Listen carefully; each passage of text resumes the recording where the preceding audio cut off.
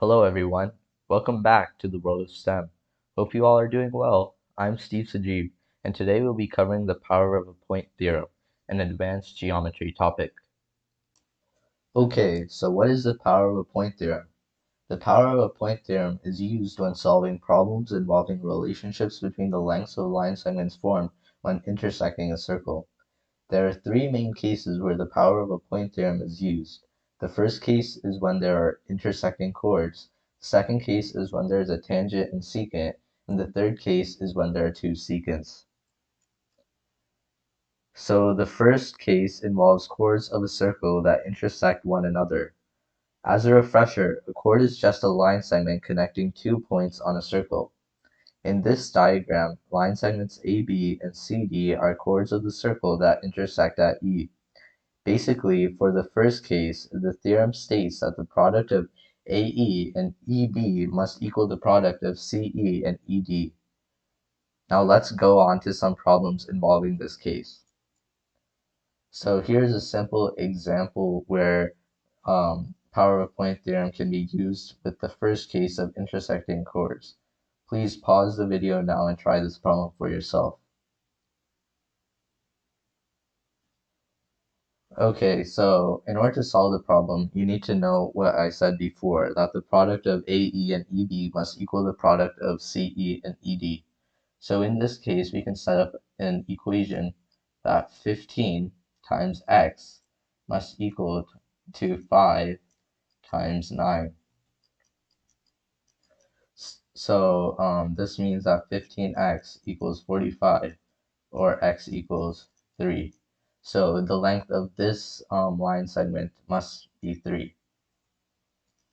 Okay, so now let's move on to a more challenging example. Once again, pause the video now and try to solve this problem for yourself. Okay, so once again, you set up the equation same as before. So 7 times x equals 2x times x plus 1. So distribute the 2x, so you get 2x squared plus 2x equals 7x. So I would move the 7x to the side, so you get 2x squared minus 5x equals 0.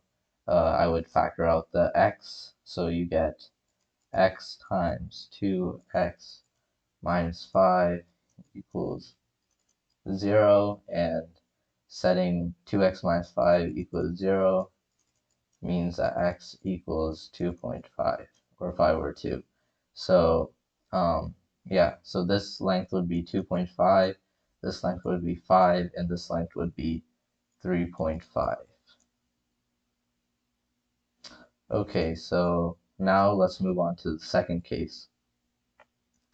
So the second case of the power of a point theorem is involving a tangent line and a secant line. Once again, as a refresher, a tangent line is a line that just touches the circle, passing through one point, and a secant line is a line that passes through the circle, passing through 2 points. In this diagram, line segment AB is a tangent, and line segment AE is a secant, which first goes to point C and then goes to E. So basically, for the second case of the theorem, it states that the product of AC and AE must equal the length of AB squared. So now let's go on to some problems involving this case. So here's a simple example. Once again, try to do this yourself. I'll pause the video now and I'll give you some time. Okay, so in order to solve the problem, you need to basically know what I just said, that the product of AC and AE must equal the length of AB squared. So in this case, you would do x squared equals 9 times 13. Now, this is a trick question. I feel like most of you would probably think that it would just be 9 times 4 is 36, but that is not what you need to do. You need to multiply by the whole length. So 9 by 9 plus 4, or 9 by 13. So 9 times 13 is 117 equals x squared. So x is equal to square root of 117. Obviously only the positive root, as lengths can only be positive. Okay, now let's move on to a more difficult example. Once again, pause the video now and try to solve this problem for yourself.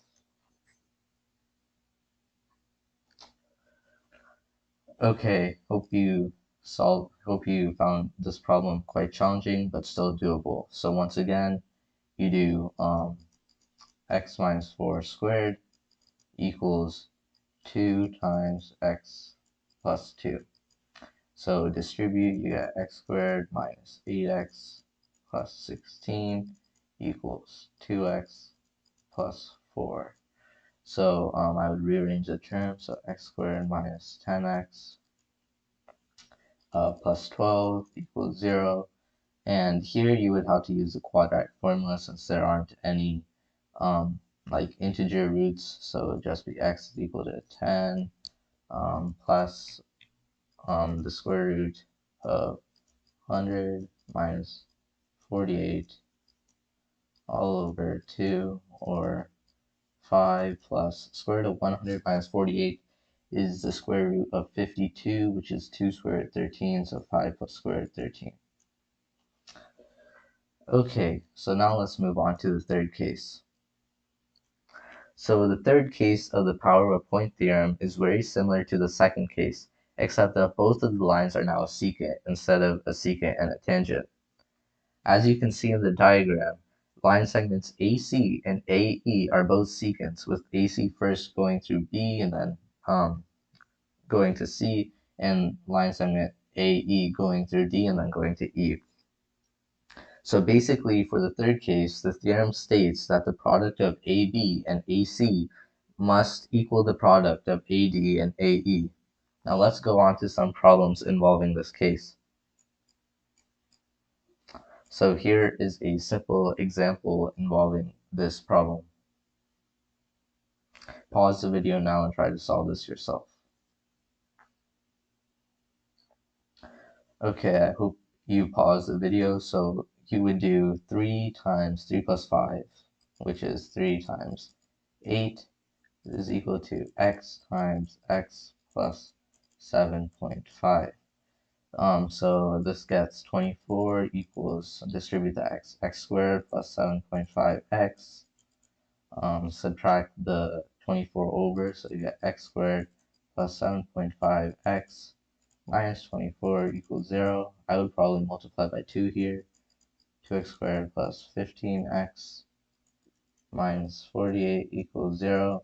And once again, you would have to use the quadratic formula here, as it's not like a simple integer solution. So x is equal to negative 15 plus the square root of 225, that's 15 squared, minus 4ac. So minus 4 times negative 48 would be 192 times 2, which would be 384, all over 4, which is equal to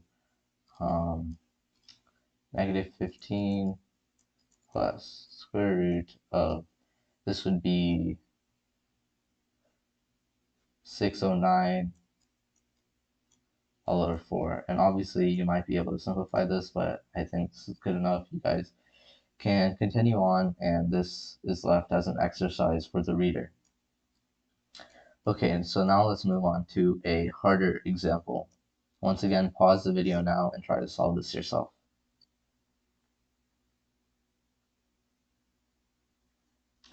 Okay, so once again, you should arrange the equation. So x times x plus 5 equals x plus 1 times x plus 7. So you get x squared plus 5x equals x squared plus 8x plus 7.